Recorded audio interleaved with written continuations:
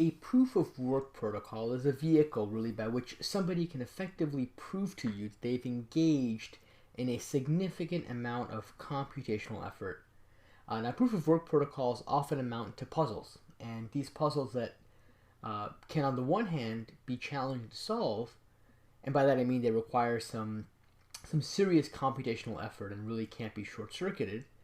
But on the other hand, that effort can actually be easily verified, and it can be verified in far less time than it took to conduct that effort in the first place. Okay? And there are a number of applications of such protocols. So for example, if you've heard of the Bitcoin electronic payment system, that system actually leverages a proof of work scheme within the context of creating what are known as transaction blockchains. Okay?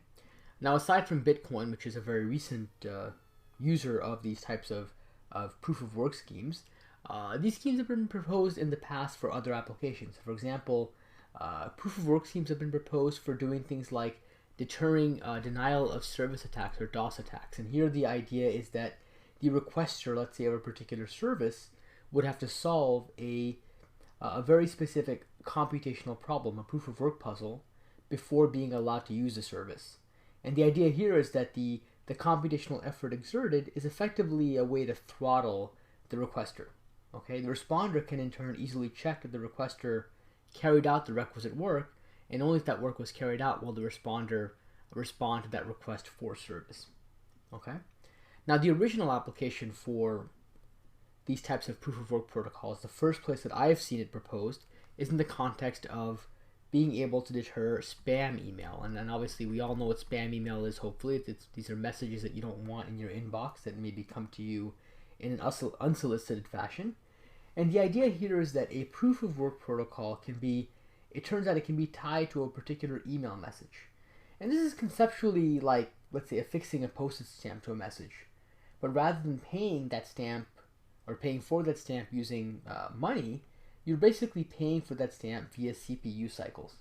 So for a legitimate sender who is only sending out a small number of messages, this type of proof of work protocol will not amount to very much. It's going to be a minor deterrent since it's only executed a very small number of times. It's kind of an impediment, but it's not something that's so unreasonable. Okay? Now for a spammer who might be sending out a lot of messages, maybe hundreds of thousands or millions of messages, it might be prohibitively expensive to repeatedly expend so many CPU cycles for each message and each sender to whom that message is being sent. Okay? So hopefully this gives you a flavor for some of the applications of these proof of work protocols. Let me actually dive into how they work in practice. Okay? So first of all, the way that I like to think of these protocols is that typically they work relative to a given challenge string. And we're going to call this challenge string, and we'll label it with the letter C. So C is going to be kind of a challenge string.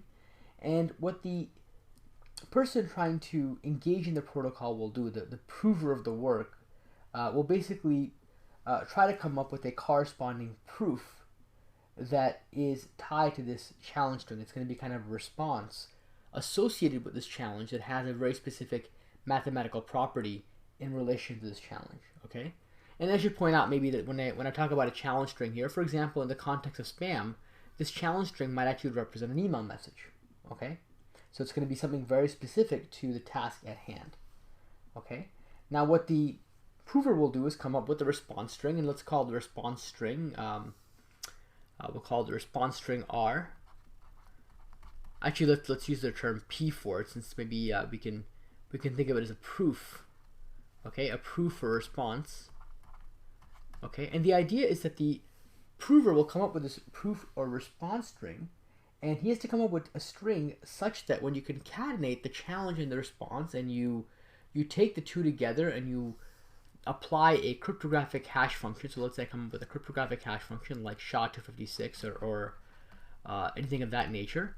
If I take the challenge string and the proof string and concatenate together and apply the cryptographic hash function, apply these mathematical transformations that represent the cryptographic hash function, I want to come up with a proof string such that the output under this hash function will have a very specific property. And that property is the prefix of the output, the first large number of bits will all be 0. So let's say the first 40 bits or first 30 bits or some number of bits will be 0, okay? And then the other bits can be whatever they would normally be, okay?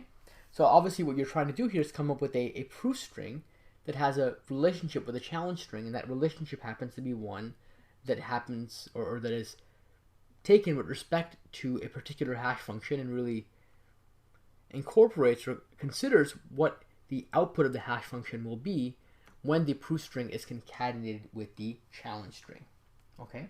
Now if you, let's say, have a good cryptographic hash function, then the only known way to find this type of a proof string is to effectively try a lot of different possibilities, effectively doing brute force by trying a lot of different proof strings until you find one that works. Now if you, let's say, needed to find an output that contained about 40 consecutive zeros in it, that would require you to perform about 2 to the power 40 steps, okay? 2 to the power 40 different hash function invocations. You'd have to try 2 to the 40 different strings, and one of them would likely work if you tried 2 to the 40 such strings. That actually requires you to try about, and 2 to the 40, just to give you a sense, is approximately 1 trillion.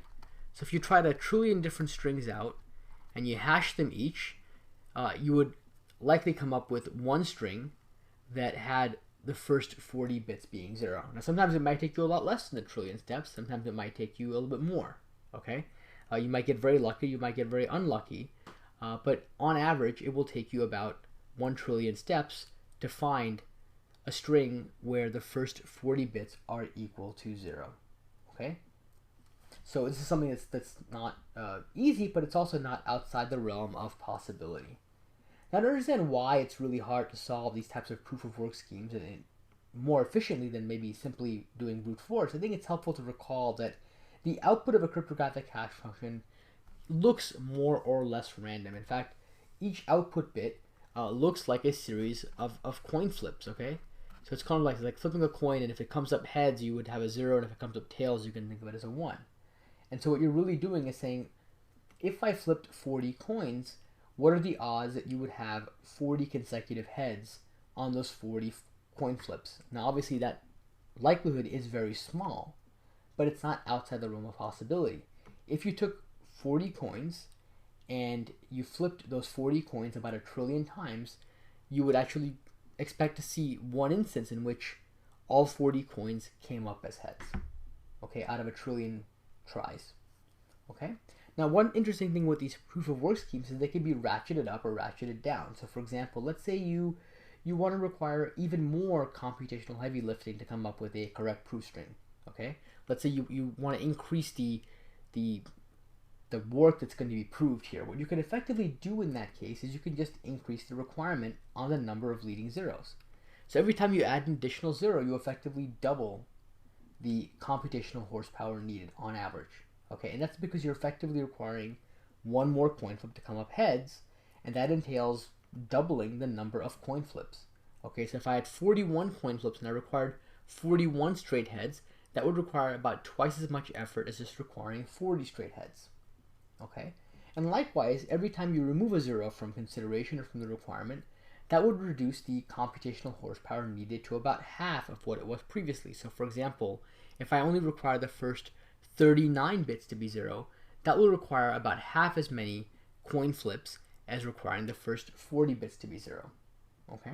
Now the neat thing is that once you come up with a solution, let's say that somebody tries 1 trillion times and they finally come up with a proof string that works, it's very easy to validate that this proof string in fact is a correct proof of work. All you have to do is you take the challenge and you take the proof string and you hash them together. So for example, if somebody proposes this one string, let's call it P prime, all you do is you take the challenge and you take P prime and you input them into a hash function, okay, and you see if the first 40 bits are all 0. So all this requires you to do is apply a hash function once to the concatenation of C and P prime, and you can verify that the output indeed has the requisite number of zeros in front of it.